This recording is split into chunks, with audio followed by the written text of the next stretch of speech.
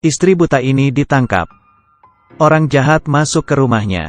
Mereka menutup mulutnya. Dibawa ke dalam kamar. Saat suaminya yang buta pulang, tubuhnya ditutup selembar kain tipis. Tangannya diikat, mulutnya ditutup. Suaminya buka ikatan mulut. Pria melapor. Siapa yang tahu? Mimpi buruh mulai. Korban tidak bisa melihat, tidak bisa mengenal penjahat. Mereka harus melakukan pengecekan medis dalam 24 jam. Saat pergi ke rumah sakit, mereka dijegat, pindah mobil, keduanya masuk ke gudang. Ia berdiri melawan, tapi didorong. Lalu, mereka dibuang di pinggir laut. Keduanya meraba mencari masing-masing. Sampai di rumah sakit, dokter bilang tubuh istrinya basah, tidak ada bukti. Datang ke kantor polisi. Sudah lewat dari 24 jam, sudah tidak berlaku. Suami tidak terima dan melawan. Mereka orang buta, tidak bisa melihat bukti. Sampai di rumah, sikap suami berubah. Istri masak, suami tidak makan. Istri minta suami istirahat, tapi tidak didengar. Istri merasa dirinya tidak baik, dan minta bercerai. Esok harinya saat suami bekerja, wajahnya penuh kesedihan. Saat pulang minta maaf kepada istrinya. Ternyata ia tidak marah ke istrinya, tapi ia tidak bisa jaga istrinya. Masuk kamar sambil minta maaf.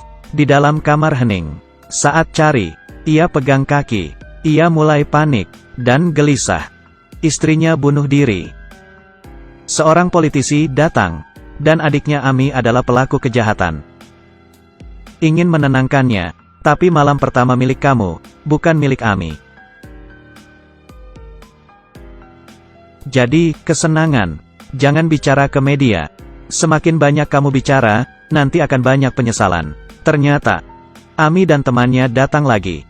Dan mengikat istrinya. Oleh karena itu dianggap bunuh diri. Suami minta bantuan ke polisi.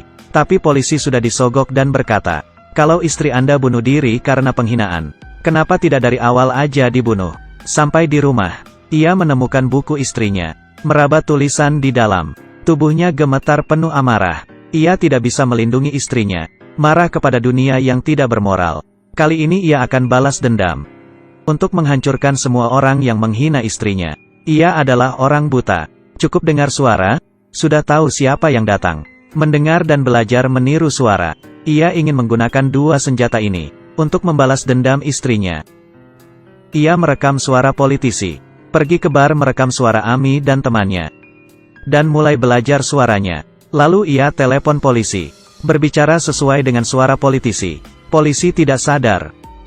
Dan menangkap orang itu. Lalu ia pakai suara Ami. Telepon ke adik temannya Simu. Ingin tidur bersama. Ayah Simu marah setelah dengar itu. Dan akan bunuh Ami. Dengan cepat, ayah Simu mencari Ami. Dan menghajarnya. Berkata jangan ganggu putrinya. Ami kebingungan. Ayah temannya gila. Suami terus melanjutkan. Ia meniru suara Ami dan adik Simu. Keduanya janjian bertemu. Pura-pura jadi politisi. Beritahu lokasi ngedet ke ayah Simu. Saat Ami dan adik Simu bertemu, ayahnya datang. Melihat keduanya. Ia mengeluarkan pisau untuk menusuk Ami. Tapi karena tenaga Ami lebih kuat, ia memutar pisau dan menusuk ke ayah Simu. Kedua teman baik sudah diatasi. Ini langkah balas dendam pertama. Ia datang ke supermarket, beli banyak bola dan keripik kentang. Buat janji dengan Simu. Setelah Simu melihatnya, ia tidak bergerak. Suami mematikan lampu bar. Di kegelapan, ia tahu keberadaan Simu. Menghajarnya, dan memukulnya pakai bola. Simu bingung. Ia pakai senter lihat. Ternyata di bawah ada keripik. Bila diinjak akan keluar suara. Jadi suami bisa mendengar keberadaannya. Simu terdiam, menghindari keripik. Sama sekali tidak bersuara. Suami berhenti. Simu menyalakan lampu lagi. Ia balas dendam. Ia melempar botol bir ke arah suami. Bisa melukai matanya. Ia mengikuti suara mencari Simu. Menangkap dan menghajarnya. Lalu, Simu ditarik. Lehernya diikat. Dan ia didorong. Tubuhnya tergantung. Terakhir, suami lempar sarung tangan ke bawah. Saat polisi tiba, mereka menemukan sarung tangan. Di sana tertulis nama Ami. Ami menjadi tersangka. Polisi akan tangkap. Adik politisi tidak bisa bergerak. Politisi beritahu polisi. Ia adalah raja di kota ini. Semua ini adalah rencana suami. Balas dendamnya masih lanjut. Selanjutnya adik politisi, Ami, Ia mengajak Ami ke sebuah gudang, mengumpat di belakang pintu. Saat pintu terbuka, ia langsung pukul. Tapi Ami pakai helm. Setelah menghindar, ia melihat, ternyata kematian Simu adalah ulah suami itu. Tapi ia dihajar. Dengan santai Ami melawan. Ami mencekik leher suami, dan memukul. Suami tidak bisa dengar. Ia dipukul, tapi suami belum pingsan. Ia mengambil tongkat dan bangun. Ami melepas sepatu, bersiap pukul suami. Tapi suami langsung balik badan.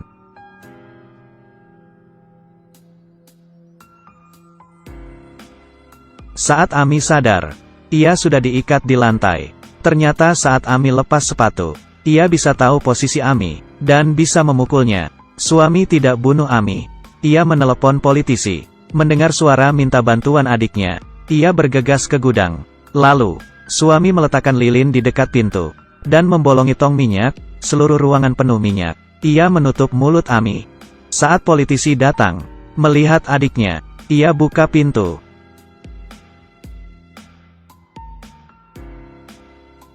Suami berhasil membunuh keduanya. Tapi belum berakhir. Saat pulang, ada seorang anak cari dia, meminta meniru suara ayahnya untuk minta cuti. Ia melakukannya, tapi polisi datang. Suami meniru suara tidak bisa disembunyikan. Ia menahan suami, tidak biarkan dia pergi. Lalu polisi mencari tahu dua orang yang mati, dan menerima panggilan dari alamat yang sama. Ini datang dari telepon umum. Selama bos pemilik bisa mengkonfirmasi, suami bisa ditangkap. Malam itu, bos baru saja pulang kerja. Polisi menunggu.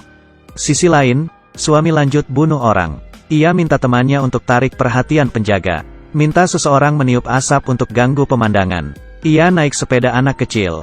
Di dalam kawasan polisi, ia berhasil kabur. Ia menghubungi politisi. Berkata ia yang membunuh adiknya. Politisi akan balas dendam. Bergegas ke gedung dengan pengawas. Memanfaatkan jebakan. Berhasil menjatuhkan satu orang. Jatuh ke bawah mati. Lalu menangkap politisi, dengan tulisan angka. Selangkah demi selangkah maju ke tempat bahaya sisi bangunan. Ia memasang alat keamanan di tubuhnya. Keduanya loncat ke bawah gedung. Tapi ia tertahan karena alat keselamatan. Terakhir ia melepaskan tangannya. Politisi itu jatuh. Semua orang yang menghina istrinya mati. Suami masih dalam bahaya. Sisi lain, polisi datang ke pemilik telepon untuk mengidentifikasi suami itu. Yang mengejutkannya adalah pemilik telepon umum buta. Ia tidak bisa tahu siapa yang pinjam telepon. Takdir. Polisi memanfaatkan suami istri buta untuk menutup kasusnya. Suami juga menutup bukti dengan bos yang buta. Terakhir, ia membawa abu istrinya ke laut. Istrinya akan selalu ada di sampingnya. Dunia orang buta gelap, tapi dalam hati ada cinta, memberikan sinar cahaya terakhir.